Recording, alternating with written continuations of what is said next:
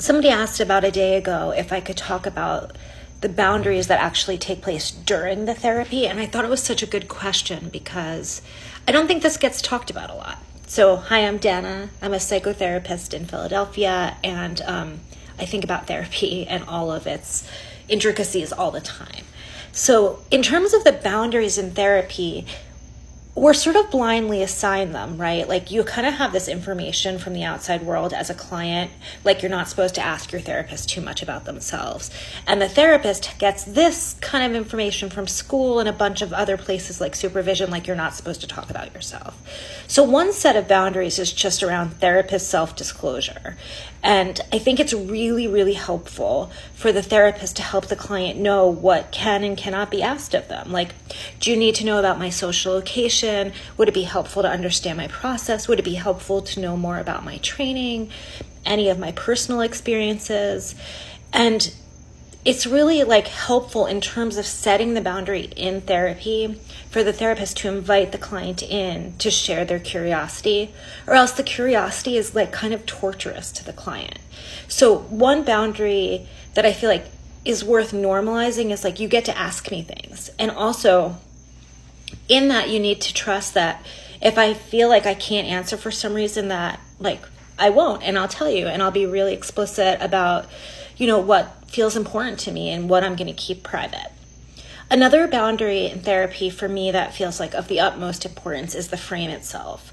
I like having sessions at the same time on the same day every week, and I start on time and I end on time. And I'm watching the clock the whole time, and I'm holding the boundary partly for my client around like how to manage their own affect. I'm not going to ask a really intense question with like 5 minutes left. I'm going to be like, so how am I going to help this client to feel contained? One of the important therapy boundaries we need to set is around containment and not dismantling our clients so that they can't sort of go on throughout their day or their week or their life. So we have to be kind of responsible for how we're holding the fragility of the process.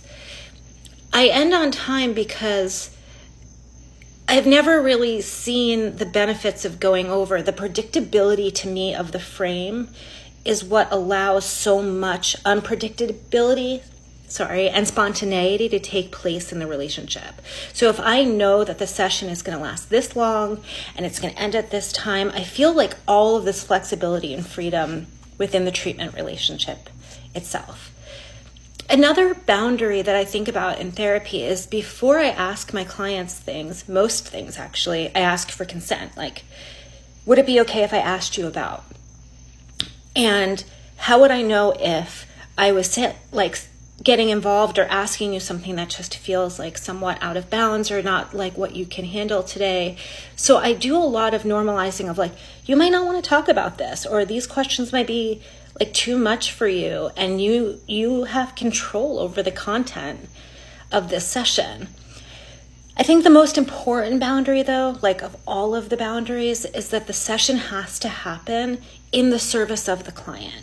It has to exist not for the narcissistic needs of the therapist to feel like they've accomplished something or they've achieved great symptom management, or I don't know, that, you know, your client has some like really idealized feelings towards you. The therapy needs to exist in the service of the client. And most things that I say, I think to myself, who am I saying this for? And the answer is not always clear. It's not always binary. And if I don't always know the answer, I try to sit with that for a minute. Like, actually, I think this is for you. And I have to give myself, honestly, like a few questions throughout the session that I know I should need answered for my own curiosity as the therapist. But for the most part, I'm thinking through the lens of something called a fiduciary relationship, which is that the relationship is one that is built to benefit the client and never exploit them.